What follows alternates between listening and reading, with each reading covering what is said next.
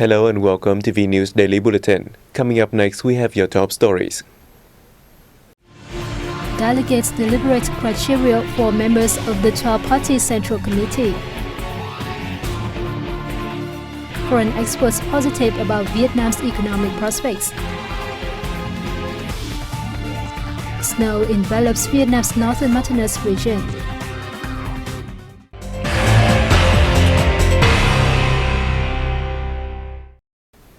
During the fourth working day on January 24th, delegates attending the 12th National Party Congress worked in groups to discuss criteria for members and the structure of the 12th Party Central Committee.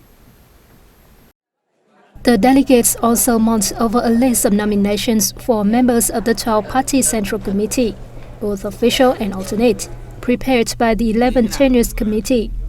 After that, they proposed additional candidates outside of the list. Afterwards, heads of delegation reported to the Congress Presidium the list of supplementary nominations for the 12-party Central Committee.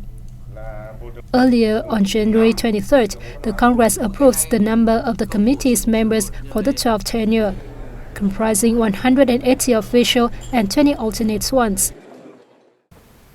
Continuing the agenda of the 12th National Party Congress, delegates discussed and made suggestions to draft documents submitted to the Congress. More details in the following report. Head of the 11th Party Central Committee's Economic Commission, Phạm Xuân Đường, delivered a presentation specifying orientations to map out a national industry development policy. Accordingly, the National Industrial Development Policy should fully comply with the market's rules and become part of the building of a complete institution of the socialist-oriented market economy, transforming the growth model, restructuring the economy, and implementing three breakthroughs set earlier. The policy needs to maximize the strength of all available resources at home while also attracting foreign resources. It should be grounded on science and technology, a respect for renovation and creation, and ensuring the relationship between industry and trade. Regarding the issue of building a modern agriculture, Minister of Agriculture and Rural Development Cao Đức Phát suggested restructuring agriculture towards modernized methods that earn a higher added value through more efficient operation. The agriculture sector needs to have a developed infrastructure that could help it respond and mitigate the consequences of natural disasters. He also proposed developing agriculture forestry businesses and other partnerships that connect producers and dealers in a value chain domestically and globally. Minister of Labour, Invalids and Social Affairs Phạm Thị Hải Truyền said, ensuring social welfare is the party's consistent and fundamental policy to eradicate poverty and guarantee people's social equality. According to the minister, fruitful economic development will facilitate the welfare of people and vice versa. Therefore, it is necessary to continue reforming economic institutions and state-owned enterprises and generating jobs in order to complete a social welfare system compatible with economic development in the new period.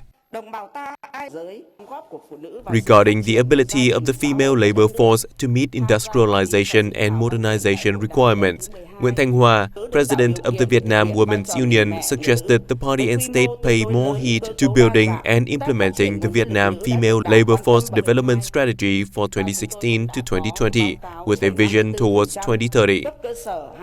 Under the strategy, the most important task is to raise awareness of the entire political system, society and families, and especially women themselves, of the need for human resource development to fulfill the requirements of the new era, as well as understanding the importance of the role and position played by female laborers.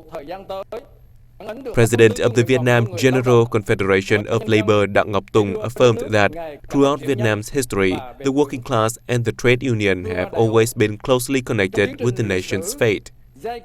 To solidify the trade union as the party's firm social establishment and the state's capable collaborator, it is necessary for further party building. Foreign experts are positive about Vietnam's reforms and open-door policy, suggesting that the country should seize opportunities to become a major Asian export hub. These comments came as the 12th National Congress of the Communist Party of Vietnam is taking place in Hanoi.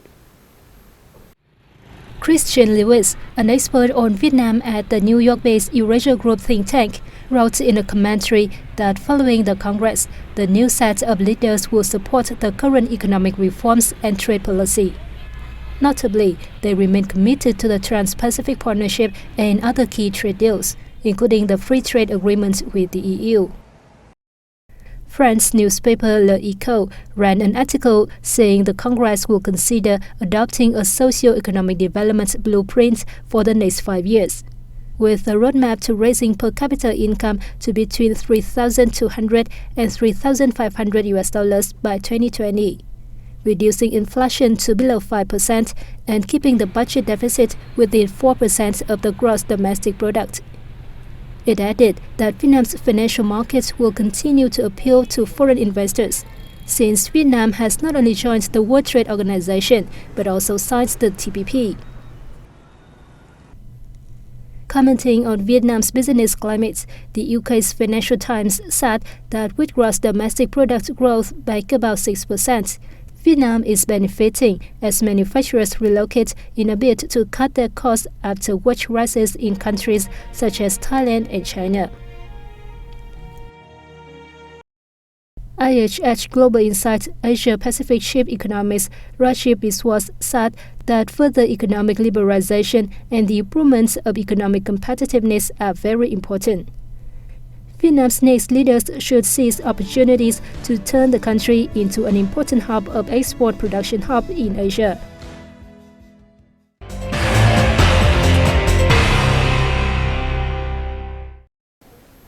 Vietnam's rice exports are expected to enjoy more opportunities in 2016 thanks to contracts transferred from last year and the growing demand of major markets. Stay tuned for more on this report.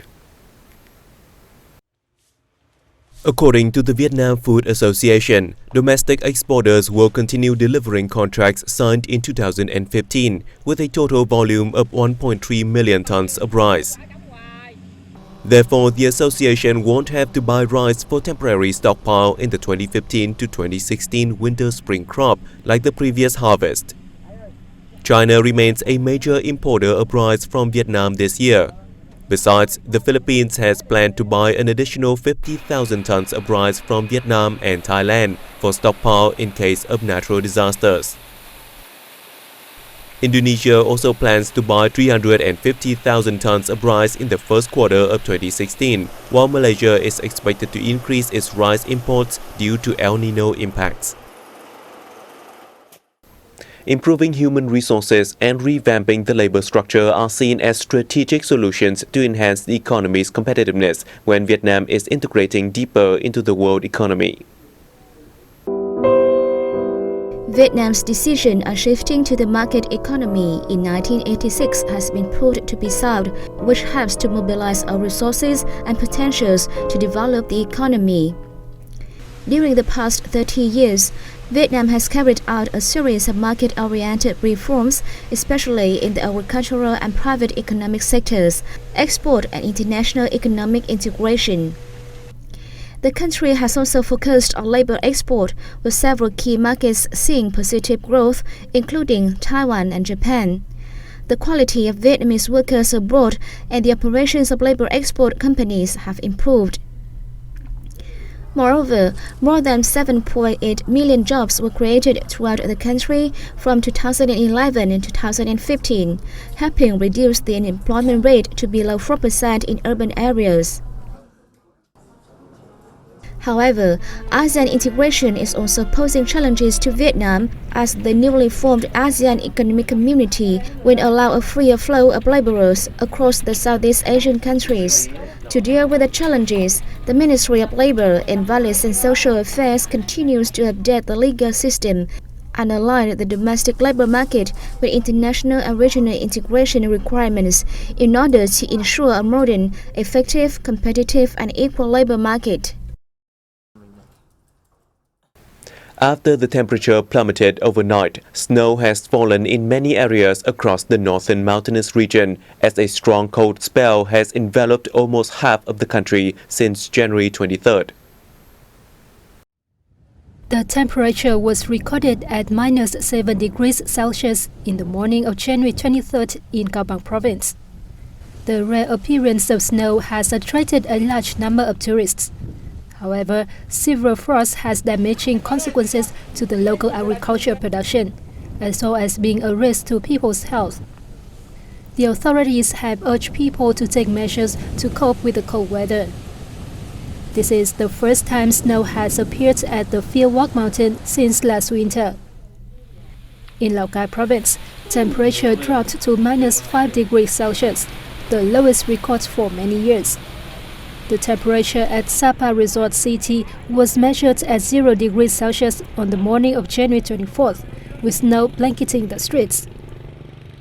Snow also appeared in other localities, including Sơn La and Hà Giang provinces and Ba Vì Mountain of Hanoi.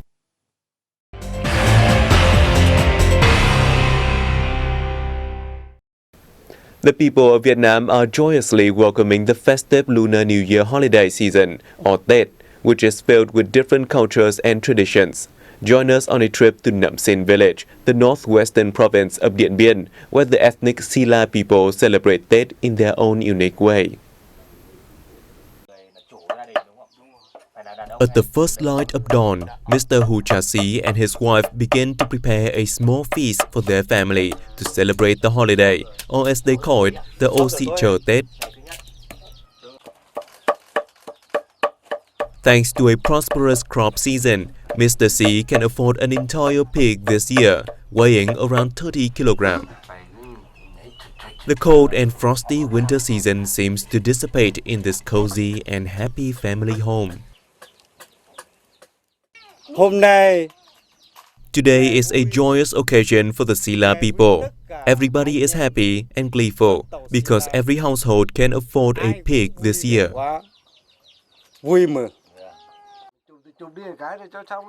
For their offerings to the ancestors, the Silla people usually prepare a pair of squirrels, some crabs, and fish.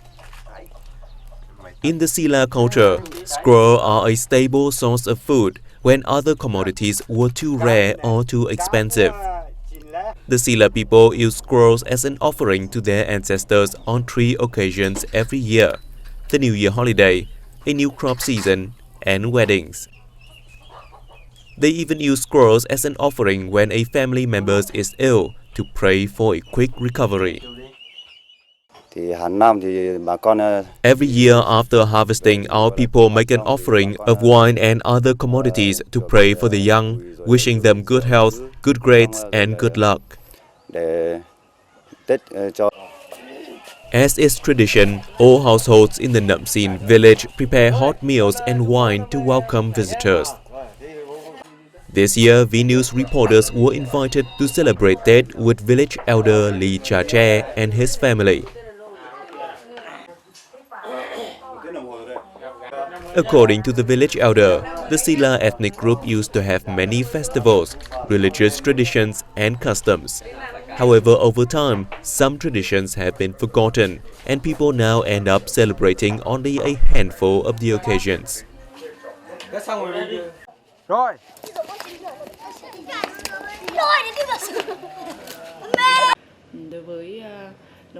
The Silla ethnic group has a small population with little potential in economic development.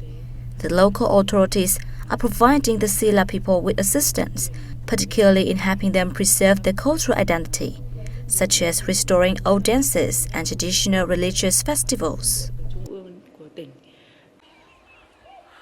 With less than 1,000 people, the Silla people is one of the 5 ethnic minority groups with the smallest population in Vietnam, in high risk of losing their culture and tradition to time. And that has wrapped up our news bulletin. Thank you for your attention. For more information, please log on to our website at www.vietnamplus.vn. We'll see you soon.